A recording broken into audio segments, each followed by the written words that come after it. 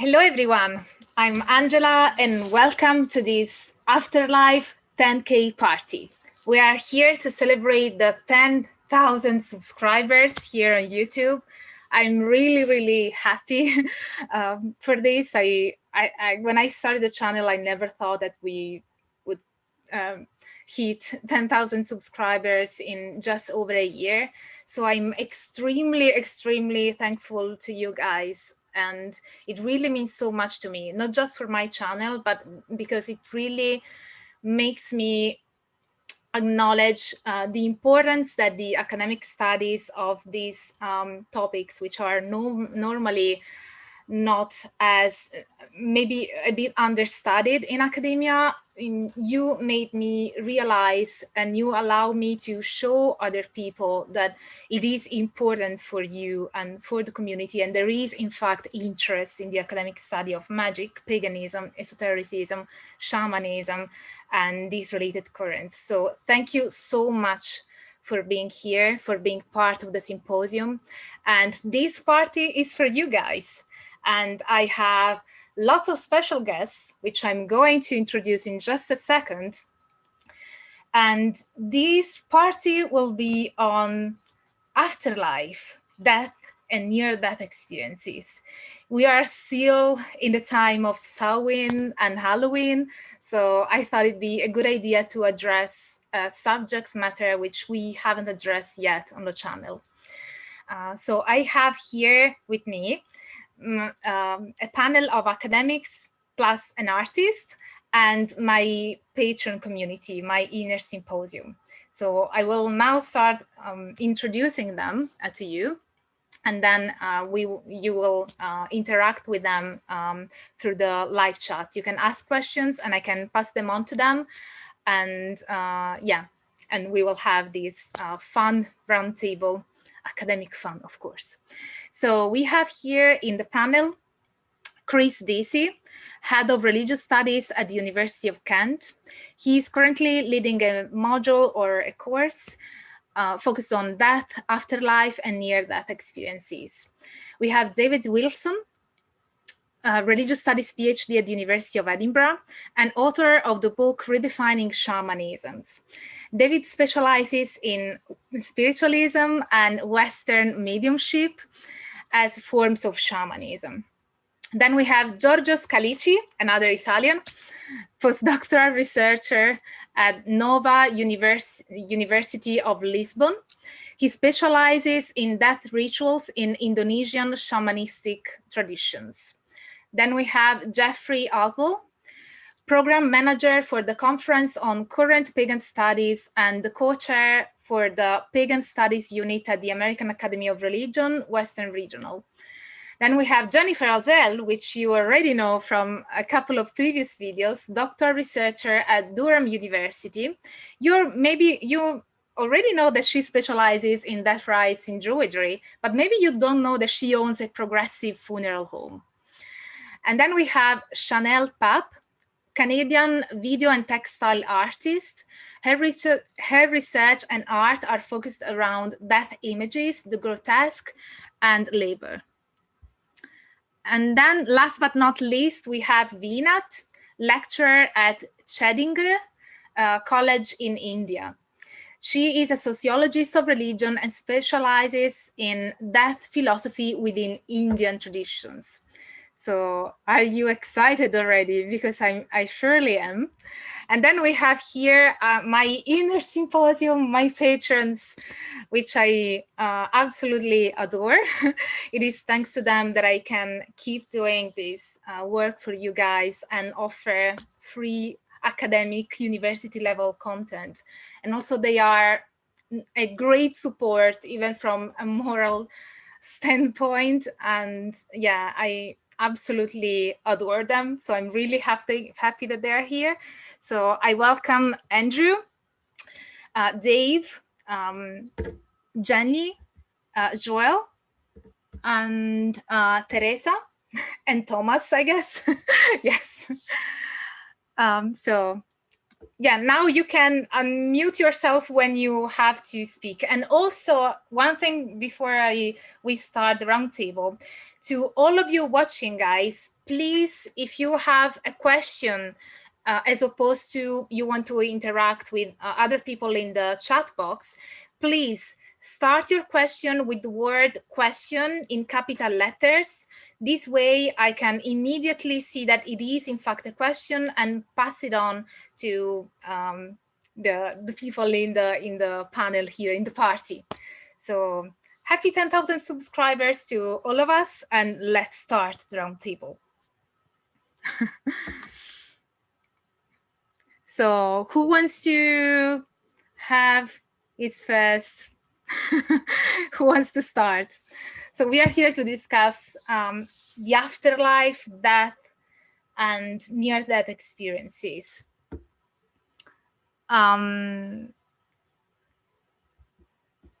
So who wants to start? Jenny, do you want to start, since you also own a progressive funeral home, which people didn't know until now?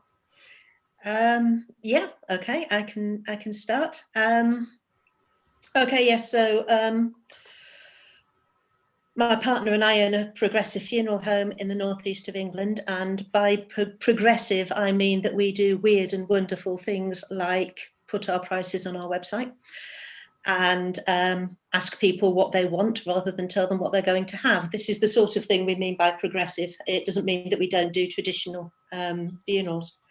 On the subject of afterlife beliefs, I carried out a survey online with Druids and other pagans asking about funerals, funerary tradition and afterlife beliefs, and I expected to get a handful of responses, as people tend to when they're doing survey work for PhDs, and I ended up with 1,300 responses, which means I think I am now sitting on the biggest resource in the world to do with paganism and death generally.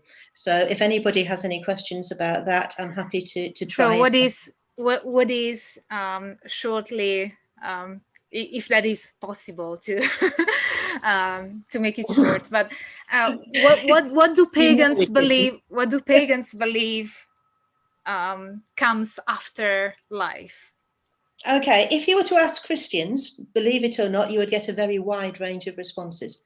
Asking pagans gets you a much wider range of responses. I'm not surprised at all. So, like not at all. I would say, first of all, which might be the biggest surprise, there are pagans who don't believe that there is any life after death. And they are not a tiny minority. They are a minority, but they're not in any way a tiny minority. And I think that needs saying. So for those pagans, very often they see the legacy, the afterlife survival is in what goes back into nature. So what did come out very strongly is that pagans like the idea of natural burial, which is quite a big thing in the UK. And the idea that the elements that make them up go back into the universe, and that life after death for them is understood in those terms and in what they leave behind them, whether that be their children or whether that be what they managed to do while they were alive. After that, the two biggest beliefs are in reincarnation of some kind or another. And what tends to be the big difference really between the belief in reincarnation in paganism and the belief in the dharmic religions such as Hinduism is that there isn't necessarily an end point. Some pagans believe that there's an end point and that there is some sort of reunification with the universe, however they understand that. But for a lot, because the world is not something to be escaped from, it's something that's divine in its own right, that reincarnation may very well continue indefinitely. You're not trying to get somewhere through it.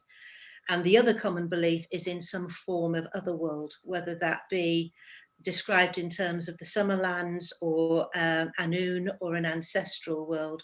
The idea that there is a world sort of parallel to but different to this one, in which it's possible to make some form of contact with ancestors.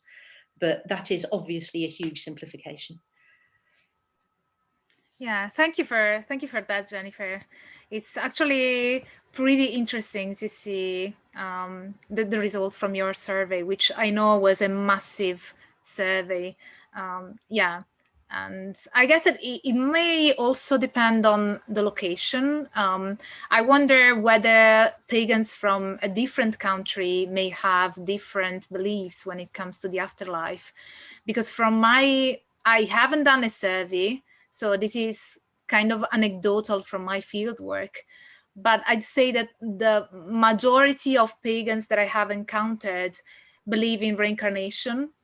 I don't think that I've ever met a pagan who doesn't believe, who believes that there is nothing at all after this life. But yeah, of course, I would need to carry out a survey to have, like solid data to say that. Anyone else wants to join in when it comes to pagan beliefs? Angela, if I may, first of all, Jennifer, I'm so glad to see this work continuing, because I had seen you at AAR, I think in Boston about 2 years ago. It was actually San Diego last year. Was it San Diego? Yeah. I didn't go to last year's, so I've seen you somewhere present. At any rate, you were doing the Druid things, which were really fascinating. This came up recently, and it reminds me, now I'm on the West Coast of the United States, and paganisms and witchcrafts in the United States are regional. I'm sure they are everywhere. It's not a big homogenous whole. Surprise, surprise, it's the US. But one of the things that came up in talking about reincarnation, and it kind of reminds me, and I don't have an academic piece of this, but I've seen this in various people speaking of these sorts of beliefs, is that we're far more, witches and pagans seem to be far more involved with now, this life right here, and not worrying so much about some life that comes after, which I think is interesting because Jennifer, you just said that the whole idea that there are more lives to come and about being here is what it's about. We don't escape the world. We're embedded in it. We're part of nature. We're a part of this whole thing. And that may be part of it. You know, the work you're going to do when you're dead, whatever work that might be, and work may be the wrong word, that happens when you're dead. You'll get there. We all will. It's not like we have a choice. But the work that we're doing here and now is the important thing. So I just kind of writing on what you were saying, it brought up some very recent discussions that I've been having. So very cool. Thank you. Yeah, thank you for that, Jeffrey. And I also want to thank Richard. Is it Richard? Yeah, Richard Burke. Thank you so much for your donation. It really means a lot for me and the channel. So is there anyone that wants to comment or ask questions about pagan beliefs on the afterlife specifically? May I say something, Angela? Yes. On reincarnation. Okay, I come from a nation where we have different religions, and this reincarnation is the central death belief to Hinduism, Sikhism, and Buddhism. Okay, so in Hinduism precisely, our entire life is governed in a way that when we die, we are going to come back to this earth in a new body, and reincarnation would be getting a human body again.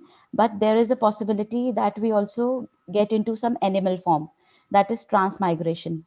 So we have this concept of karma, which is retribution. So if we want a better next life, we are supposed to follow a pursuit while living this present life, which involves lot many things about do's and don'ts, you know. So in every aspect of our life, we are supposed to be alert that, okay, this can be harmful after we die, and it could lead to some, you know, some kind of rebirth in the lower realm. So as you know, the pagans also believe, as it has been discussed. So the central idea is that there is one universe, and all of us came from that. and there is some element of consciousness within this material body which transmigrates or which reincarnates. And this present life could be one of those millions of lives that we might have had throughout this.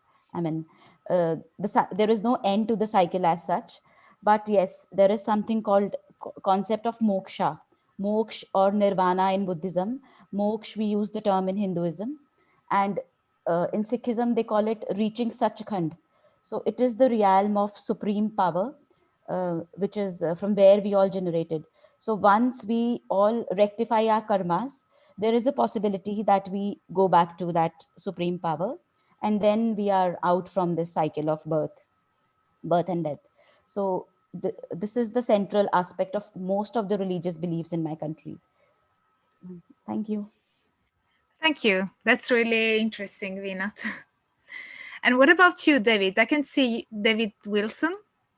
I know that you studied spiritualism and its relation to shamanism. So do you want to come in and say something about beliefs in afterlife, or yeah?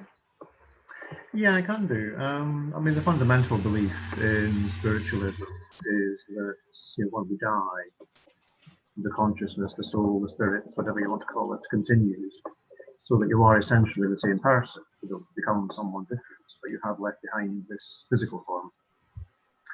And the other thing, of course, that mediumship is focused on is using the possibility of communication between people in spirit and people in this physical or material plane as a way of demonstrating that continuing existence, a continuing personality. And you get, certainly in the traditional spiritualist literature, there's this idea that you work your way through a series of environments and spirit as you progress as an individual spirit. So traditionally there are 7 different levels, planes, environments, dimensions, call them what you will, that build on top of this world, and gradually you work your way through them as you develop as an individual.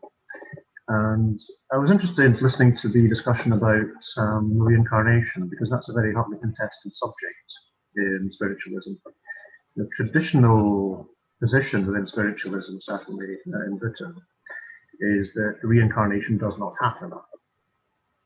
But you get a lot of individual spiritualists who will personally have some interest in or will subscribe to some version of reincarnation. When you look at traditions like Spiritism in South America, which was based on the writings of Allan Kardec, the French medium, and also at the Theosophical tradition, you find that reincarnation is very much more prominent as a taught doctrine. And that traditionally has been one of the dividing lines between spiritualism and the Theosophical and Spiritist versions, if you like. But it's interesting that it remains a very contested subject within spiritualism as to whether we actually come back into this world or not. That's not like I say, the traditional view of certainly British spiritualism is that we do not. Mm. Could I just come back in on there very briefly as well on this idea of afterlife within Druidry, which is my major area of study. Reincarnation again is probably the most common belief, but a really central concern is with ancestors and with honouring of the ancestors. Yeah. And this particularly raises issues, obviously, around reincarnation. Because if people are reincarnated, then what is it that is existing as an ancestor? Exactly. Yes, and this is one of the things that gets pointed out. If somebody's been reincarnated, you're not then going to be able to communicate with them as a spirit in some other place than this one. Well, the thing also, only if you take the traditional view that you are composed of a body and a soul.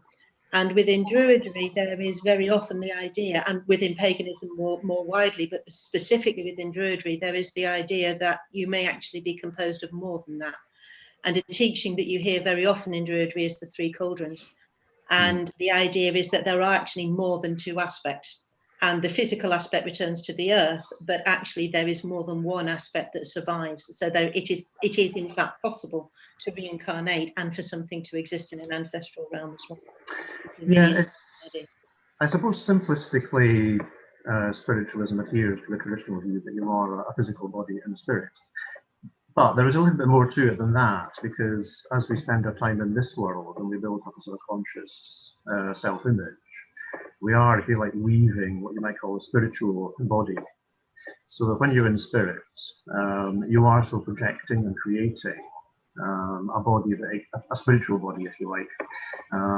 It's a finer material, it's not made of the stuff in this physical realm, but it does exist as a kind of mental projection and self-presentation. So you do still have an appearance and a form, although it's not made of the same stuff as the physical stuff of this world. So it is a little bit more than just body and soul. But certainly, like I say, the traditional spiritualist view is that once you've left this world behind, you can communicate that you're not going to come back personally. There is a question from the chat from Nick Tillman. Hi, Nick. I believe he's asking Jennifer. Nick is asking, have we seen pagan ideas on the afterlife shift as a response or reaction to the concepts of Christianity? Oh, that's interesting. There is a lot of conscious rejection of the concepts of Christianity. And specifically, there is quite a lot of rejection within paganism to the concept of judgment or divine judgment, I think. And this is also, again, the big difference between the concept of reincarnation in paganism and the concept of reincarnation in the Dharmic religions. I hear a lot of pagans talking about karma, but I don't hear them talking about karma, particularly with regard to reincarnation. And that is really interesting. And the connection that in Hinduism is absolutely integral between karma and dharma and moksha is not there. So yeah, it's a really interesting one. There are pagans that talk about going to a spiritual realm after death. And I suppose that whether you call that heaven or not is purely a case of semantics. But you don't hear a lot of talk about something else that judges you. So it may well be that there is some sort of consequence for how you behave. But I would think how most pagans would understand that would be much closer to what you see in spiritualism, which is that where you go is where you need to be in order to progress, rather than that something has judged you and put you in a particular place. I don't know if that answers the question or not, but yeah, there is certainly a bit of a kickback, I think. Yeah, I think that it does answer the question. Nick, let us know if it does. Meanwhile, Eric, hi. I just saw that you entered the roundtable. It's nice to see you here. What about you, Giorgio? What about the concepts of afterlife and death that you have studied in Indonesia? It's totally different, actually. It's when I was listening, it was me like, okay, it's the opposite almost. In the community that I work with, the one of Morowali, like, there is no reincarnation because it will be seen as like gain. Like seriously, I don't want to do it again, because there is all this idea that life is suffering. They have this very negative view that life is suffering, so afterlife is a reward. I'm going to die. I'm going to finally be happy. So not being alive is a reward in and of itself. Yes, because there is they believe they live in a kind of parts, like they live in misery. They believe that they live in misery because us from the West took all their wealth. So we live in the heaven. So for them, when we die, there's no heaven for us because we already are in our heaven. Well, like they're suffering now, so they deserve to go to a heaven when they die. And the interesting thing is that you don't, if you're a Wana, you don't actually die, you change place. Because they divided the world in the human world and the dream / afterlife / mythical time world, spirit world.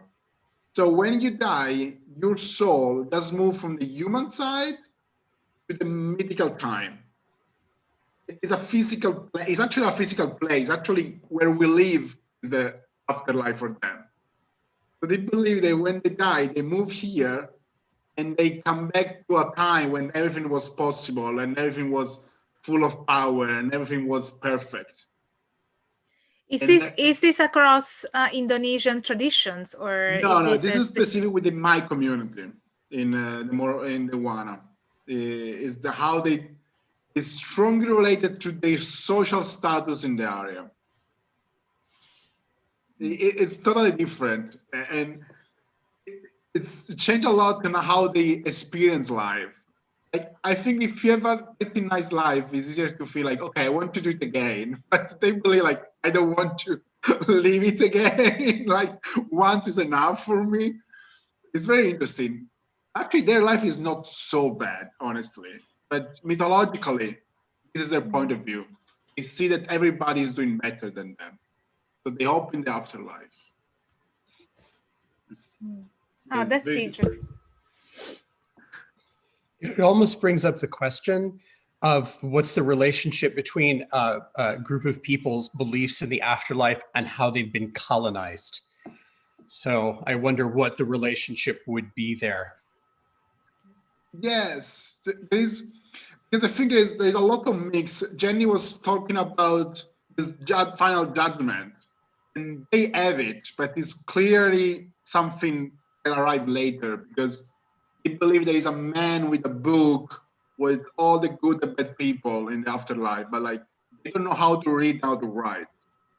So it's clearly like something arrived later. There's these things, and then there's all the relationship with the colonizer. Like since the arrival of the Indian colonizer in Indonesia, there have been slaves. So like they have at least 1,000 years of slavery history. And they see people arrive and like control them, like using violence against them. So like, okay, we are doing very badly now, but one day we're going to do better. And we're doing badly now because the people from outside took all our power. It's very clear. It's their history, it shaped their afterlife. So they don't live the moment, they live the future. It is also the past. This is too complex, but their future is also the past. I believe that Andrew, one of the members of the Inner Symposium, has a question. Andrew, do you want to step in? Yep, thanks. I wonder about the concept of eternity, which is a pretty much an Abrahamic faith type thing where you've got linear time, but in a lot of other societies, it's more cyclical. Just sort of generally, is there a concept where time is completely different in the afterworld? Anyway, that's generally my question.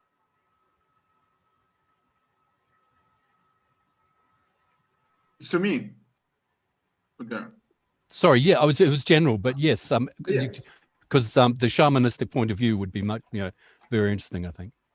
The idea is like, cyclical is a good point. The idea is that the time and the space was one.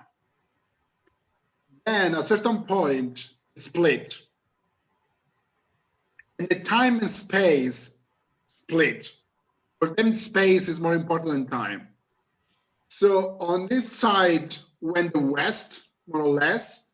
So the afterlife, the dream time, the mythological time, space, and this is their life. One day in the future, they will go back together. And the initial purity, the initial density is like the Big Bang.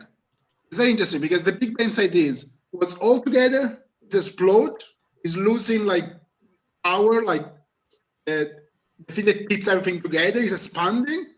But one day it's going to go back to one. with the one is the same. It's expanding, they're losing power, but one day it's going to back to one, and the mythical time and the historical time are going to back together. So it's cyclical in some way.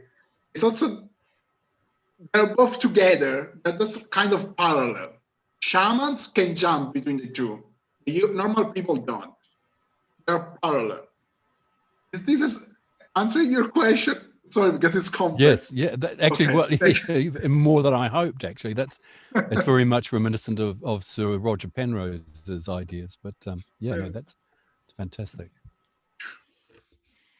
We also have a couple of questions from the chat. So Nelson is asking, are there pagan traditions where marriage is retained or continued in afterlife? Any one of you wants to try and answer this question? I have limited, I mean, obviously it's not something I've done a particular study of, but I do know I have spoken to pagans who have said that when people marry, for want of a better word, or hand fasting, can be for a year and a day. So with the option of, you know, if it's not what they both want at the end of a year, they separate and there's no sort of comeback, there's no blame there. Or it can be for life, or it can be across lifetimes. So the idea that they will continue to meet and they will continue to be together in future incarnations. And there are pagans who undergo hand fasting ceremonies that are intended to last across lifetimes.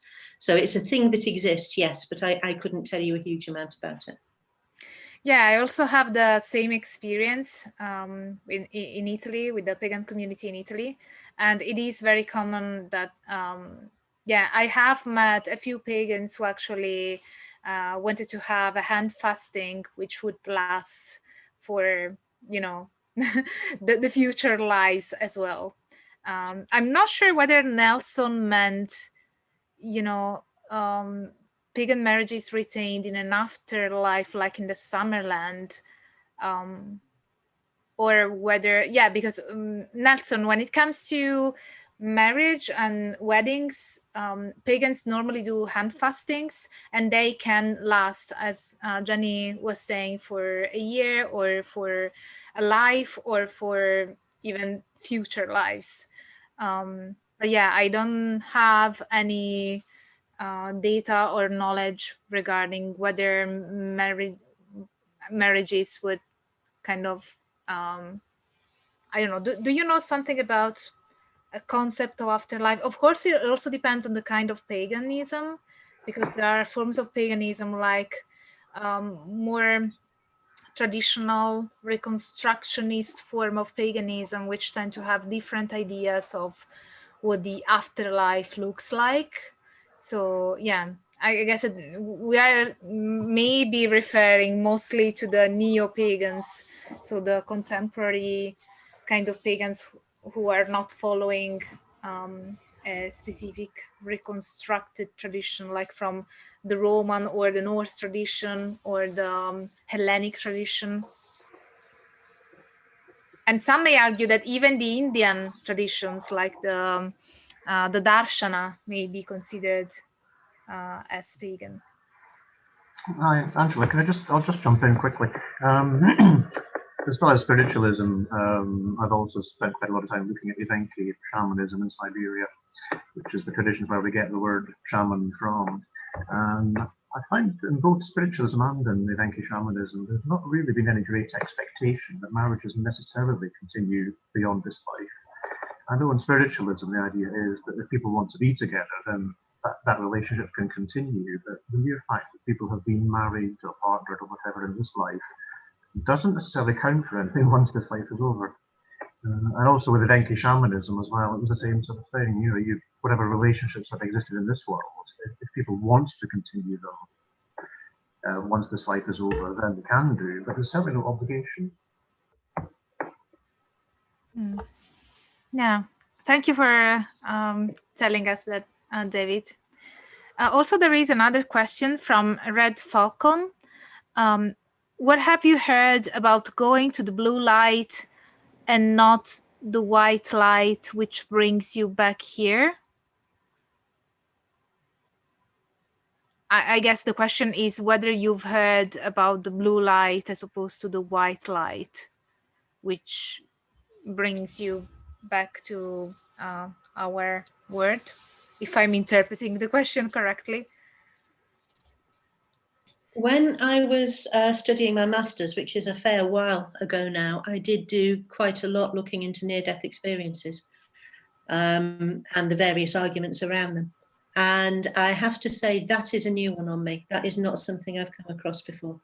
So I've heard a lot about, obviously, experiences of light and beings of light, and obviously, by definition, kind of, the people whose reports we have are the people that came back. I am not aware of any cases where people have been told that if they go towards the blue light, they won't come back. There tends not to be, in the cases that I've looked at, there tends not to be a huge element of choice. People are either told to go back. Interestingly, there's a distinction here between Western and Indian cases. There was one study done looking at the differences between Indian and Western near-death experiences. And in Indian cases, people were far more likely to be told that there was an error and that it wasn't them that was supposed to be there, it was somebody else. Whereas in Western cases, they were more likely to be told that they still had something to do and so they had to go back. But in both cases, there isn't much choice involved, you're told to go back. There may be something, I mean, this was a good few years ago, there may have been something that's come up since then, but that's my experience. Eric, do you want to jump in and tell us what you just wrote in the chat? Seems interesting. If you want to, if you don't. Yeah, sure. It appears from what I've read of ancient Egyptian paganism that not only were people considered to still be married after they died, but relationships such as masters and slaves and pharaohs and subjects were also kept in the afterlife, which could be quite nasty because sometimes slaves were even killed and buried with their masters so that they can serve them in the afterlife. Yeah, I guess the Egyptian case is pretty different from, I guess, the average pagan view of the afterlife. There's actually the only evidence that there is for human sacrifice in ancient Egypt is very, very early. And it's not uncontested. But later on, certainly they were using Shakti figures rather than sacrifices. So the sacrificial element was something that didn't last very long. But in the case in point, what I was saying earlier about there being more than one element to the human psyche, the Egyptians are the absolute case in point there. You have the Ka, the Ba, and the Ankh, which are all different elements of the personality, and all of them have different afterlife destinations. So the Ka hangs around the tomb and is given mortuary offerings, whereas the Ba is what goes on and hopefully enters the Duat as time goes on. So again, you have this idea that there is more than one of what we in the West would call a soul. Yeah. Chris, are you still with us? Yeah, I certainly am. Yeah. Do you want to? I was actually thinking, 19th century, The Gates Ajar, the Elizabeth Stuart Phelps novel, which is all about this idea that the next life is going to be a very social continuation of this life with people, relatives sitting around the piano, having lunch, the idea that it's very communal and an extension of the next life. And I think, also mixing in from a Christian perspective, the Christian social movement of the 19th century, this sort of idea that the next life's going to be a better version of anything that we could expect to experience now. And, you've got antecedents for that way back in the early church with people like Irenaeus, sort of the idea of there being recompensation, justice in the next world, which will be a better earth. So the afterlife, I was fascinated by what was said earlier, that in many cases, you see this in reincarnation as well, but the idea that it's as much about this life and the idea that this life in a more fulfilled sense than about the afterlife per se, you'll find apart from, I guess, Swedenborg, really, what 17th or so century, you don't really have that much very specific information about what the next life is going to look like. It's more about what it is in this life that we want to hold on to, which is why you've got all these debates about the resurrection of the body, the immortality of the soul. It's about our personhood continuing, whether in an embodied or a disembodied form, but it's some essence of ourselves that we don't want to let go of that makes the afterlife so necessary in terms of justice and the idea that we must matter, and our lives are too truncated at the moment to imagine that we can just cease to be when our earthly life comes to an end.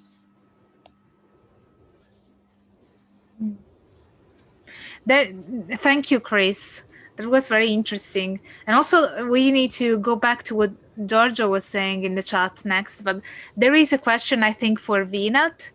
The question is, was there a practice in India when the wife of the deceased was sacrificed on the funeral pyre with their husband?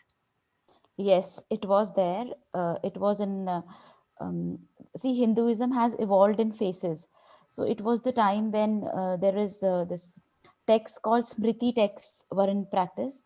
These texts were interpreted by or written by some, people, Brahmins and rishis who could, so when they wrote Hindu code of conduct, so it was, burning of this wife with the husband was more of a patriarchal idea and nothing about afterlife per se. It wasn't that that this lady is going to be the companion for many lives. The idea was that the lady doesn't have an identity without a man. So if the man has gone, so it is better that she is, burned along with the man, husband for that matter. And because the rules for widows were very, very strict, so widowhood was even difficult to bear. So death was an easier alternative to being a widow. So that was the rationale behind that. And it wasn't anything to do with afterlife for that matter. It was just that the life of the man is over. So women, the wife who's left behind has no one to look after, look as her master or somebody to serve.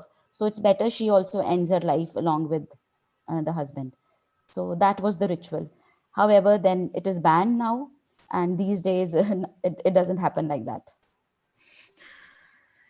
That's good, I guess. So it was patriarchy and not afterlife. Yeah. Thank you, Vinat. Giorgio, do you want to step in and talk about what you were mentioning in the chat about the souls? Oh, yes. Possibly we're going to have a little guest, possible. I don't know. There's my son playing around. Yes, the community that I work with, they believe in three souls. One is in the blood, one is in the shadow, and one is in the head. Is a kind of a dream agent. And this is a very common belief among shamanic culture that what we see in dream is what our soul sees while it travels around when we sleep. And for them, it's also the same soul that goes in the afterlife. So, and being part of your being means that you don't die. This community, they believe, like, is interesting because for them, you die, your body dies, or fine, but for the community, you die after like 3 weeks, after the community says that you can go in the afterlife. And they treat you as you're being still alive. They bring gifts, they talk to you. You are still there. Even if your corpse is dead, fine, your soul is there and you are still alive for the community. So it's forbidden to cry because there's no reason to cry for somebody who's still alive. You have to wait for the end of the ritual.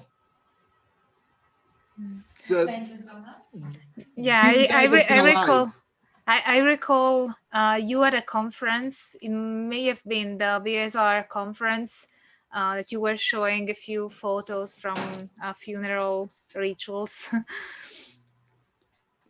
Yeah, I don't know why, but your explanation just reminded me of that scene.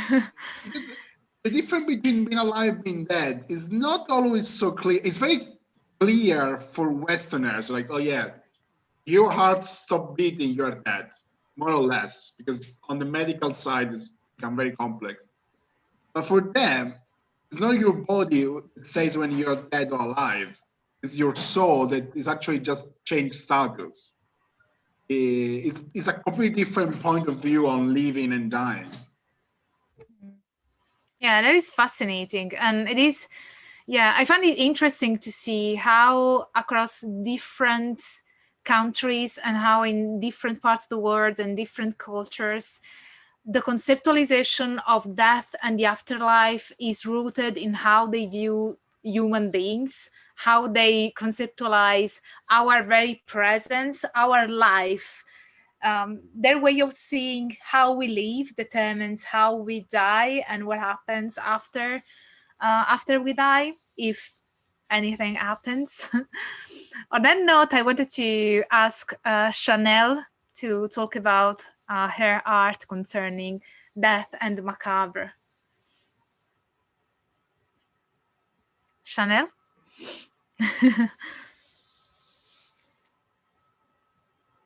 Yes, it'd be interesting. Hi. Hi. Listening to everyone talk, it just makes me think about where I live currently. I will get to art sort of in this, but I live in Canada, southern part of Alberta, and the history here isn't, like, as far as buildings and graveyards is very, very short, like 100 years maybe. And so like the whole like thing with faith and the afterlife is kind of like something no one ever talks about. Like funeral stuff is non-existent, and the way that people talk about the afterlife, basically non-existent. Like, we're basically erasing any sort of death ritual. Like, there is cremations. We do have a green graveyard in the city, which was just approved last year, but it's all put under, this is environmentalism. This is not the closer connection to the earth. This has nothing to do with pagan beliefs. And actually in Lethbridge, they also have a real, like I talked about this yesterday, actually, in another talk, because I did a whole documentary on the Satanic Panic in North America, but just specifically in my hometown. And so it's called Fire Ravages Satan House, but I'm just, yeah, so this is just to prove sort of like the sort of strangeness here, where they have like this sort of like polarizing effect, but there's no real long history with these beliefs, because there's also the First Nations beliefs and here, so it's kind of still the Wild West. As far as here goes, like and my work is because I want people to talk about these things more because they are present. And so with the work I make, I try and make textile-based, labor-intensive artwork that's about morbid subject matters, like a whole human skeleton with organs and that sort of thing. So it's soft and approachable. And most people never see any sort of anatomical displays here because there's no like medical museums or anything like that. It's sort of like, to get people to even talk about death or anything difficult, you have to take sort of a soft approach. Whereas for me, I want to talk about this stuff all the time, but it's hard because people don't want to, and you'll be, no, we don't talk about that. So with my work, I just try and present the difficult for people. That's really interesting to me because obviously in my funeral director hat on, we do quite a bit with green burials, which is sort of taking off a bit. I think there's about 250, there may be more than that now, sites in Britain. And this sort of putting it into a box and saying, well, it's environmentalism, but it has nothing to do with a connection to the earth, is really strange to me in terms of how you can separate those things. I know, obviously, I come at it with a pagan perspective, but my supervisor did a study specifically on a Church of England green burial site in Cambridgeshire and the reasons that people were choosing that. And to my surprise, the language that Christians and pagans use when they talk about green burial is virtually identical. The only difference that you might get is that pagans very often conceptualize the earth herself as a goddess. So it's giving back to the goddess, whereas that's not language that Christians use, obviously, but they do talk about giving back. So there is this idea of the body as a gift and this reciprocity. And I suppose going back to Marcel Mauss and gift theory, there is this idea that the body is the ultimate inalienable gift that you can give. And that language seems to be coming out of people, regardless really of whether they are Christians or pagans or nothing in particular. There does seem to be this idea of green burial as being in relationship and gift giving with the earth. Yeah, that's. Oh, sorry, you were saying. No, it's okay. My sort of a thing about it is that it's very capitalistic. Like in a way, people are like, okay, since the green funeral doesn't require me to get embalmed and I'm buried in a shroud, it should be a cheaper funeral, and or I'm going to get cremated. Is sort of how people talk about it. They don't necessarily talk about it as giving a gift back to the earth and think about it even in like that scientific sort of way. The way people talk about it as like I could. They just, you know, it's over, it doesn't matter anymore. I don't know, does it sound awful? But that's the sort of language around death that I'm here. People don't talk about it. They just go, you could throw me in a ditch or you could cremate me. Or like, it doesn't matter. Like the afterlife. Not saying that nobody has any faith-based beliefs, but I think like the whole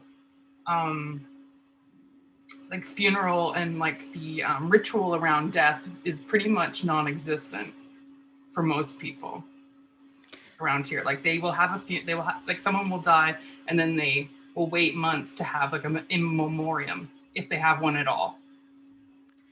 And that's like even more like that with COVID, because that people aren't doing the connection. Like, so if you're not doing the ritual, what is the faith part of it? Like, it's like they're more concerned about property and wealth and passing that on than the spiritual aspect of it. So for me, I guess with my work, I try and just maybe have a conversation in any direction around death. But.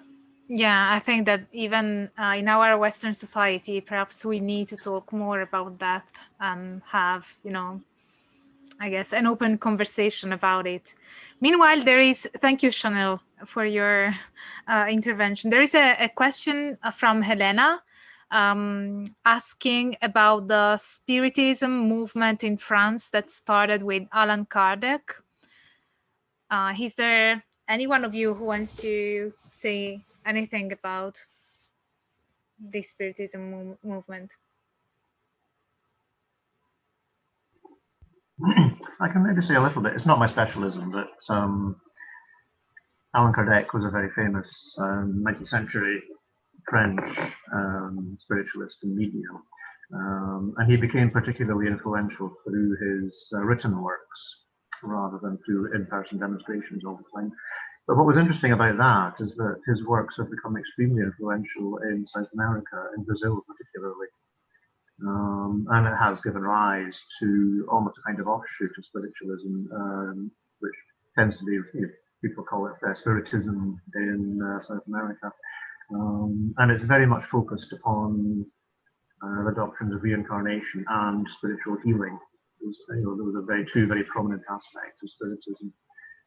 So the healing is also very prominent in Anglo-American spiritualism, but not so much reincarnation. But it's interesting that you do get one or two examples through the history of spiritualism where a medium becomes particularly prominent and almost becomes the catalyst for a whole new tradition to be created. Thank you, David. There is also a question in the chat from my best friend. Hi, Cipriano. I have to translate it because it's written in Italian. So death as an entity, spirits and gods of death, pacts and attempts to manipulate death. Have you ever found any of these themes in the traditions, across the traditions you have studied? So death as an entity, spirits and gods of death, and pacts and attempts to manipulate death? Within Druidry, death is sometimes, I wouldn't say actually so much, there are, the deities that are addressed in Druidry are very often the Celtic and very often actually mythological figures from the Mabinogi, which is a medieval Welsh document. And within that, there is a character called Aron, who is the Lord of Annwn, which is sort of an underworld.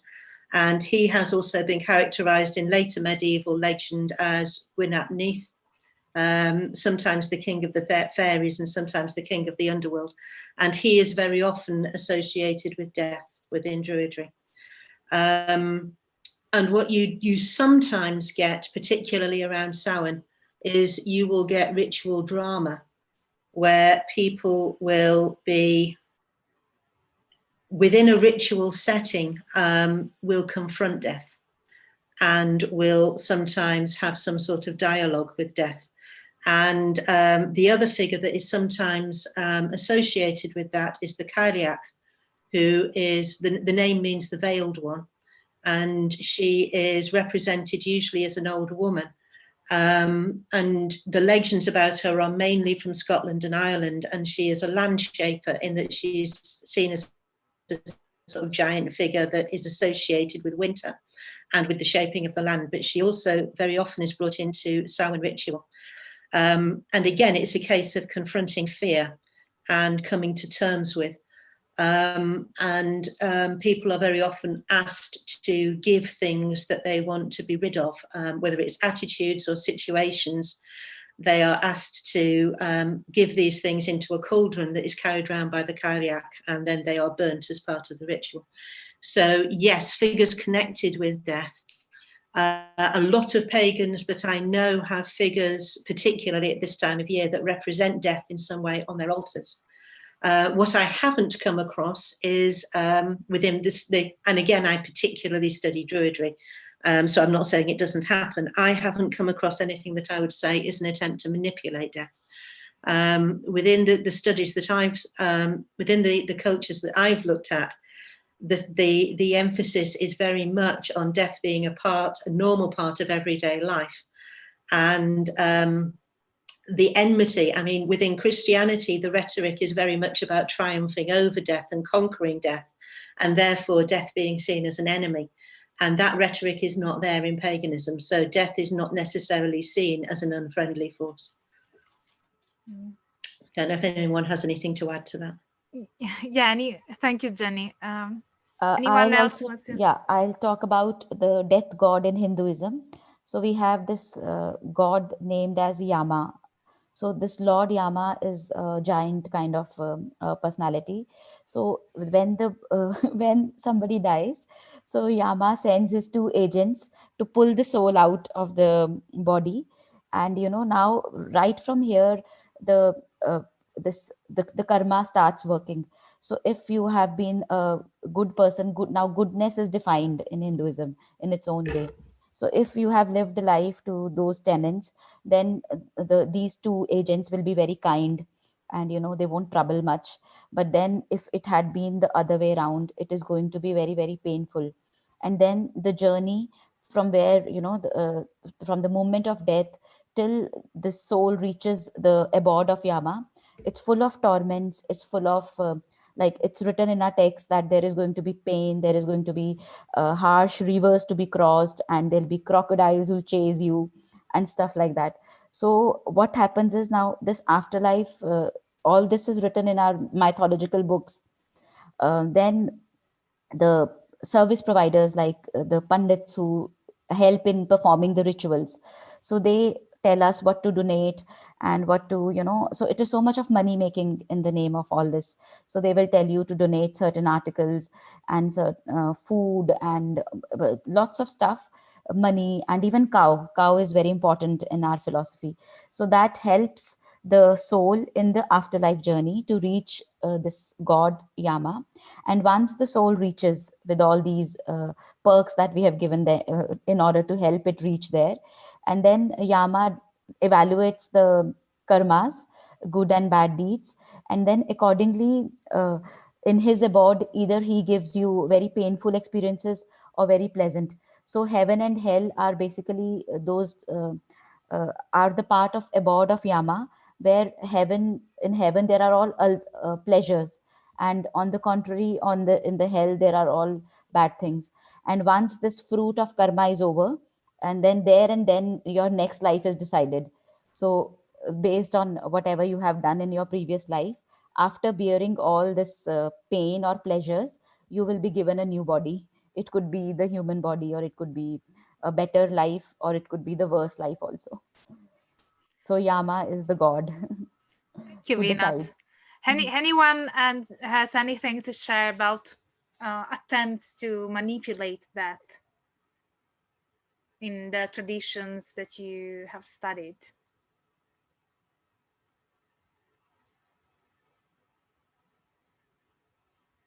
I guess that's a no.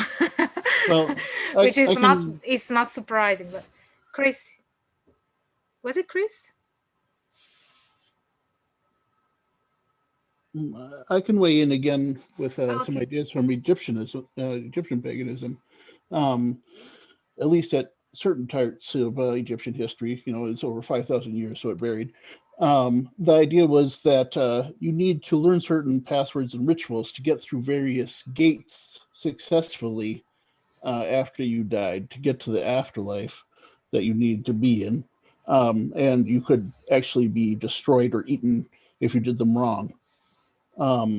They also appeared to believe that if your pharaoh or whatever nobility you were under did those rituals correctly, that they could bring you through. So it wasn't so necessary for everyone to have that done. And these rituals were also quite often apparently written on the bandages that people were mummified with as a, I guess, sort of a crib note or something, or just a magical talisman.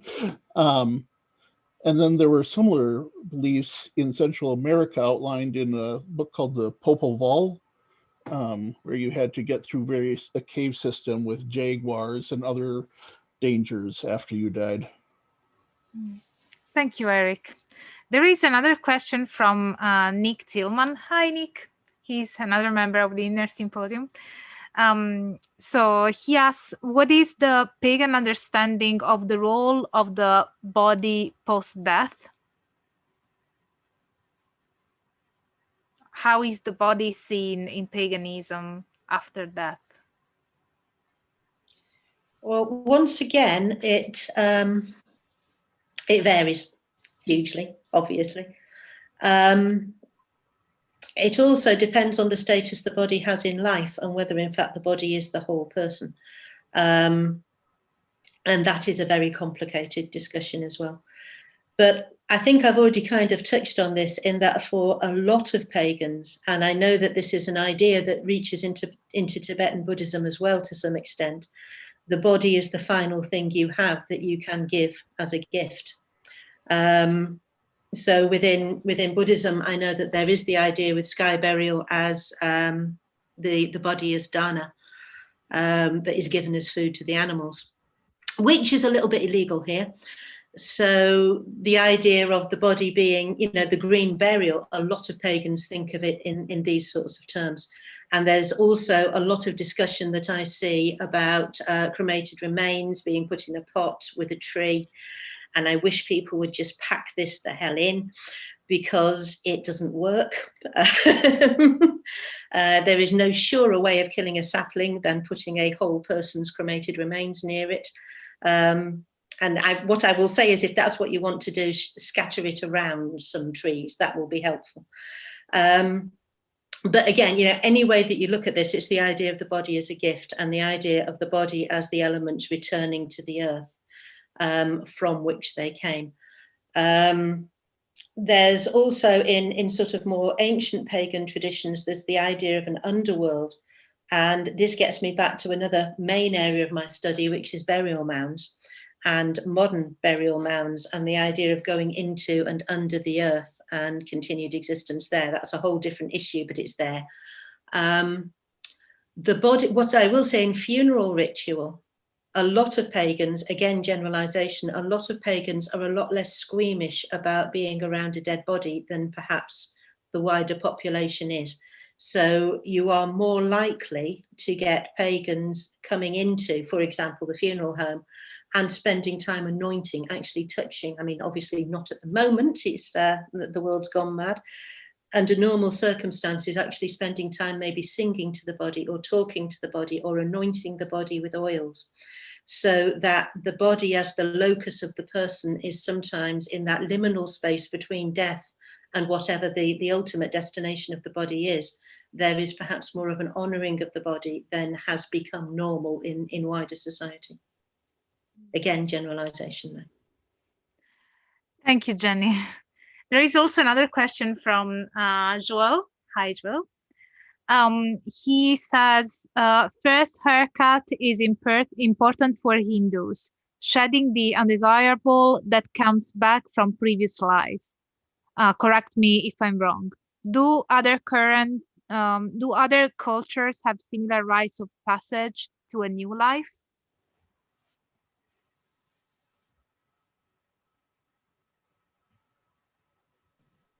Any other cultures you know of which have rites of passage once you enter a new life, like cutting hair or something else? I don't. I would like to clear here that cutting hair is not something which is done for entering the new life in Hinduism. It is basically the hair is the person who is who's the performer, I mean, who is performing the cremation on the deceased. So it is like a tribute from him side. So it is that kind of connection. And it is not that the hair, cutting the hair is done. I mean, it's something to do with or it is like connected to the next life. So the person who is performing the cremation is mostly in Hinduism the son of the deceased. It is like that. Father has to be given the last, you can say, funeral rite. Father deserves a funeral rite from the son. That is the theory. Father also, and even everyone, the mother also. So the son who is performing this cremation is supposed to shave the head, or so that is a kind of purification, a cleaning ritual, more of that, before doing something which is giving the last rites as an honor to the person who is dead. And when it comes to this preparation of the corpse for the burning, so they do the cleaning, they kind of shaving is done, cleaning of the body is done. It's just like cleaning in terms of giving a regard to the person who is deceased. So it is like that. Thank you, Vinat, for clarifying things. Chris, do you want to jump in and tell us something more about your module and what it is that you address? No, perfect timing, because I was just thinking that question about manipulating death is something that, even if it doesn't come up so obviously in some of the world's traditions, you see it in popular culture manifestations of or expressions of the afterlife. You see it in film. I mean, that's one of the things I do with my students. We look at, we'll spend weeks looking at concepts of reincarnation, or we'll look at Christian or Jewish or Islamic ideas of heaven or hell, etc. But we also look at popular culture. And you think of a film, What Dreams May Come, for example, the Vincent Ward film, which has lots of Zoroastrian or Christian, or, it's open to all sorts of readings. But that is very big, as was the Alan Rudolph film Made in Heaven from 1987, with these ideas that because this worldly vicissitudes, this worldly hopes, dreams, traumas in some cases are so strong that the next life needs in some way to be short-circuited, or there needs to be some manipulation to ensure that a soul that is left on earth, who needs to be with the soulmate who's in the next world, needs to come together. And the thing that we find, if you're looking at all of these films, is this very odd sort of mishmash, this very eclectic coming together of beliefs, very syncretic beliefs from Hinduism, from Christianity, etc. So you've got the sort of idea that in What Dreams May Come as an example, a character dies, followed by another character. They're separated because one's in heaven, one's in hell. So he, in a sort of Odyssean sense, goes down to hell to bring his wife back, his soulmate back to heaven. But then rather than say, now we're in heaven, that's it, what bliss, what amazing sort of, culmination of this journey, what do they want to do? They want to start all over again. So it's like heaven and hell, a means to an end. So one of the things that we'll look at with my students, is this idea that many afterlife readings are kind of very reductionistic, and that it's all about this worldly coming togetherness, starting again in the body, the very corporeal idea of what of what matters to us on earth, that kind of seems more solid, more durable, more everlasting than the idea that you just have this static life in heaven where all your troubles have been washed away. And I find that a really interesting insight, that the afterlife depictions are really depictions about what matters on earth. And they often, in the filmic depictions, of course, come down to love. Thank you, Chris. That's actually really interesting. Yeah. We also got another question about Egypt. So Abiko asks, in Egyptian mythology, they go through trials, as you mentioned. Is this seen as a continuation of the kind of growth we experience when alive, like the hero's journey? That sounds more Indian, more like karmic, rather than Egyptian. Any of you has any thoughts to share about it? Well, the hero's journey is interesting. That's Campbell. Yeah, Joseph Campbell's metamyth. And it's just interesting because that's a wonderful structure for journeying into the underworld. And although that metamyth, which Star Wars was structured on, which I'm sure everybody here knows that, it has this whole idea of going down into the world and coming back, but it's not necessarily that you died. The hero returns, he has a death and rebirth, I suppose, sort of cycle. So there's that, and I'm wondering how much that kind of idea of the metamyth, which a lot of people disagree with, and then there's a feminine version of it too. I wonder how much that shapes our thinking about what happens in the afterlife, and of course, we don't know what happens in the afterlife. And if a lot of films have been based on this, I love the idea of looking at films, Chris, and doing that. Depth psychology does that a lot, which is my area. And it's a window into what the culture is thinking, and so it's just, I find that fascinating. And then you have the whole trope of the horror film, and what is going on in a horror film that is so gratifying to watch if you like horror films. Some people can't abide them. So I guess my thing is that I see a lot of these still as living processes, not things that you do once you're dead to get past a password or thing like that. It's a lot of comfort. James Hillman often said that everything that we do is aimed towards that moment of death and being okay with it, which is pretty trippy. So I'm not sure that answered the question, but I just thought that the Campbell thing was important. Perhaps it adds to it. Yeah, thank you. Yeah, no, and I think of Dante as well, and the sort of the journey that the hell is a journey point. It's not the final destination. You have to go through hell to reach paradise, and you see that. You mentioned depth psychology. You see it in Alcoholics Anonymous. You see it in, and Alice Turner wrote a really good book on the history of hell some years ago, in which she sort of plays on that idea that hell is really, it's the human construction of hell rather than hell as an objective essence that matters. And you see it in poetry, you see it in film, in literature. So Dante, in that sense, has more to say about the afterlife than anything you'll get in many of the scriptural texts of, certainly when I work more closely with Jewish and Christian scriptures, and you find that ideas on the afterlife there are quite piecemeal. But you go to popular culture manifestations, and they're all over the place. But they are very much of a hodgepodge of different traditions. But Campbell, what you say is absolutely spot on. That notion of challenge, and somehow there's this thing about I was looking at it just this last week with my students. Why is heaven often perceived or portrayed in quite metaphorical terms, but hell is very bodily? And is that notion that and you mentioned horror, Jeffrey, isn't that the thing about horror, that sometimes the people on the screen are suffering so we don't have to? It's vicarious suffering. You can bring it back to the Day of Atonement, the idea that there has to be struggle, there has to be sacrifice. And I think heaven, although it's sort of, I suppose the analogy would be a perfect holiday. When you're working really hard and life is full of challenges, you can't think of anything better than going on some sort of eternal holiday. But when you're actually on the holiday, you kind of want something also to challenge you, and you wouldn't want to be on holiday forever. So it's that sort of playing with that idea of what it is that makes us challenged, and why do we enjoy horror, gangster, film noir? I find those really interesting analogies. Why are we not, do we want to live in a rom-com forever? Do we always want the happy endings? I'm not sure we always do. We kind of do, but we don't deserve them per se. We have to go on a long journey to find them. And Dante's Divine Comedy is a perfect encapsulation of that hero's journey. Yeah, definitely.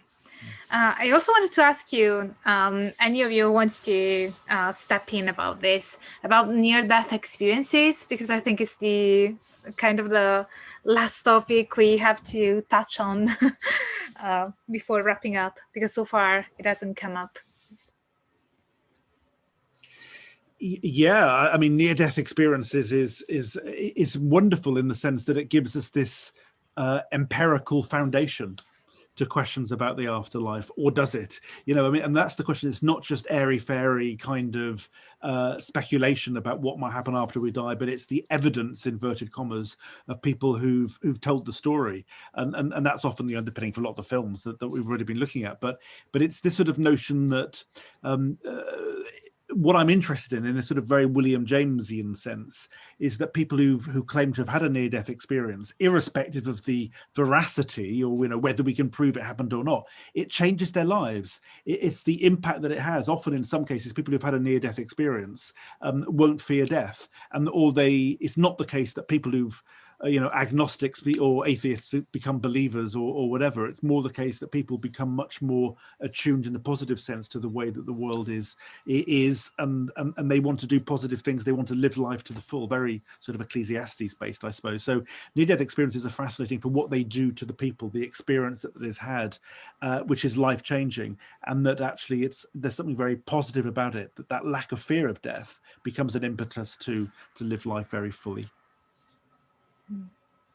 Yes, indeed. We also got a few other questions. So Gan asks, can you comment on the idea of residual hauntings and quantum ideas of matter and energy? Any of you wants to step in? Maybe David? Residual hauntings and quantum ideas of matter and energy. Yeah, it's an interesting one. Certainly in spiritualism, you do get the idea that because everything has a kind of energetic vibration to it, it is possible either for people in this world who are incarnate, or perhaps even people in spirit who are strongly present, to leave some kind of imprint on a place. And also there's the idea that something very psychically very traumatic happens, something like a murder, for example. There is a kind of psychic impression made on that location. That's sometimes how hauntings and ghosts are understood. Thank you. Nip in on that one very quickly as well. What I came across, one of the questions that was in my survey was about the sorts of experiences that people had around ancient sites. So whether they had encountered anything that they saw as out of the ordinary when visiting ancient sites. Now, This raised a number of interesting questions because quite a few of my respondents were in America, where it's a whole different ballgame of, contested space.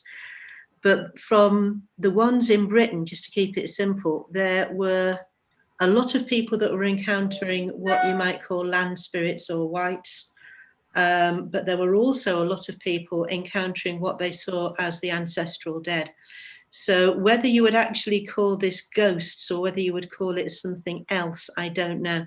But it was certainly quite common for people either to have an experience where they saw the site being built and felt that they were witnessing a different time, or that they were actually in some way in communication with the ancestral dead who had a message.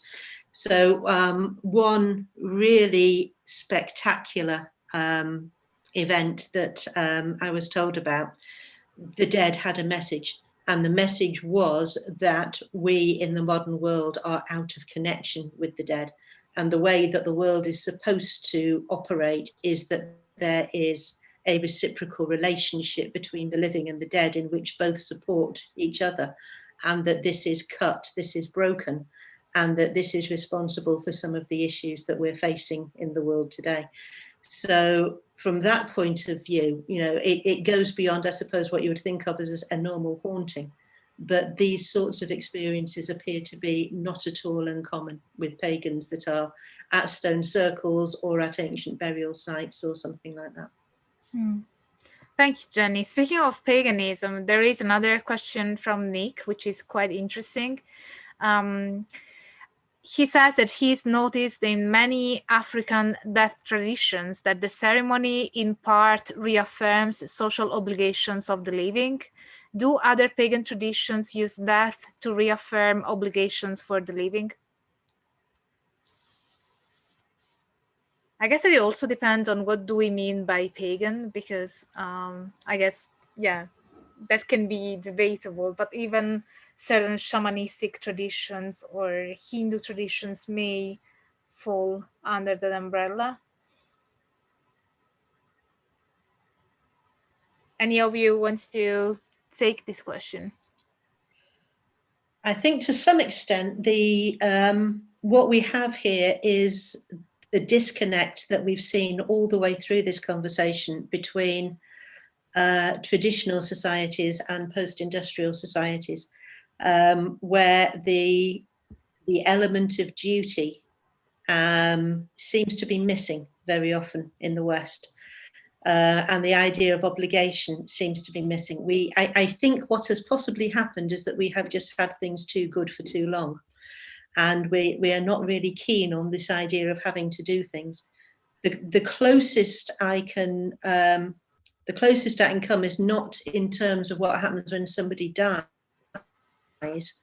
but rituals that take place around Samhain. Very often there is an attempt to re-establish familial or friendly connections with the dead. So offerings might be made on altars, and it might be, if you're thinking about a particular recently deceased ancestor, it might be you might light their favorite cigar, or you might leave some of their favorite food. So maintaining relationships, and this is one of my things in terms of grief theory. I argue that in terms of paganism, continuing bonds specifically goes backwards as well as forwards.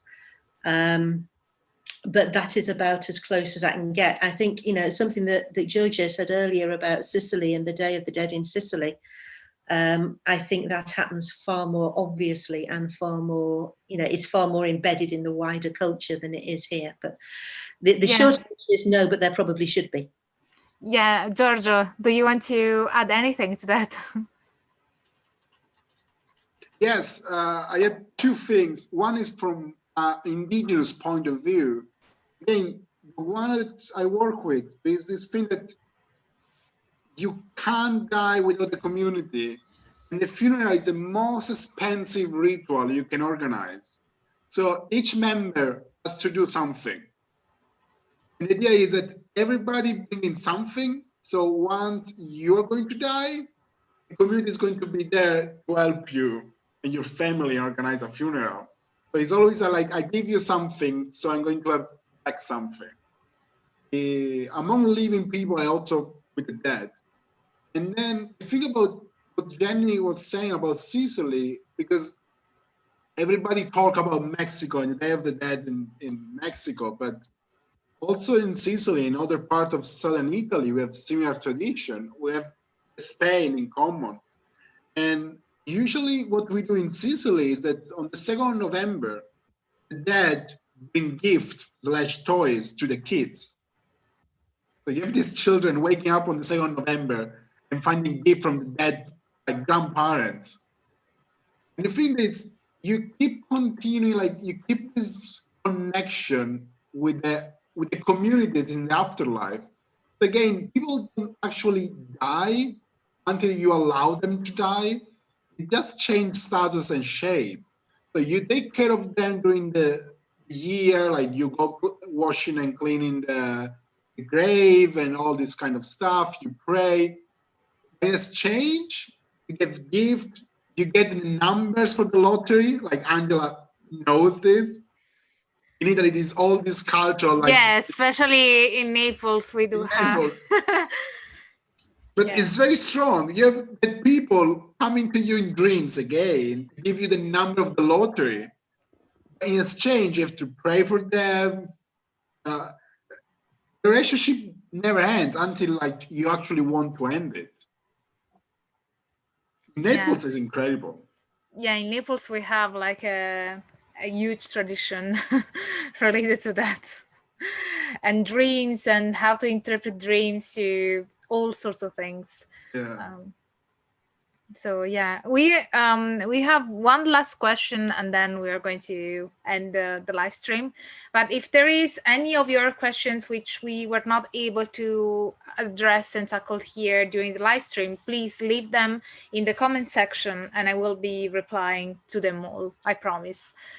So the last question is from Andrew, and it is, how common are negative near-death experiences? For example, going to hell. Any of you? Oh, I think we're talking about 5%. So very small are negative. And that's really interesting because, you know, it's the same kind of figure as I understand it, irrespective of whether somebody is a theist or an atheist. You know, it doesn't sort of follow that people necessarily get a negative experience based on whether they don't have a belief in an afterlife prior to the episode. So there are a few. There was a really useful book by Dale, the name will come to me in a minute, but it was something that the film Flatliners seemed to be very much sort of predicated around, where there are negative near-death experiences, but generally they are positive. 95% of them tend to be, on balance, far more positive than negative. Of the negative ones that I've come across or that I've read about, I think they tend to be slightly more common where the near-death experience is the result of somebody that has attempted to take their own life. That's just something that was sort of in passing in a book that I was reading about it. And I wonder, there was some question about whether this, you know, how the psychology of the person feeds into it. Oh, that's fascinating. But yeah, I guess on this light note, we can end our live stream Afterlife 10K party. Very long title. I hope you all had fun, and I really want to thank all the people who joined here for the panel, all my patrons and all the academics and Chanel, and of course any of you who have been watching the live stream and all those that will be watching it later on. So yeah, I'm gonna end as usual saying that if you like this video, smash the like button, subscribe to the channel, activate the notification bell so that you will never miss a new video that I upload, because obviously you don't want to. Leave a comment because I really want to know what you think about it. And as always, stay tuned for all the academic fun. Bye for now, and bye from all of my guests.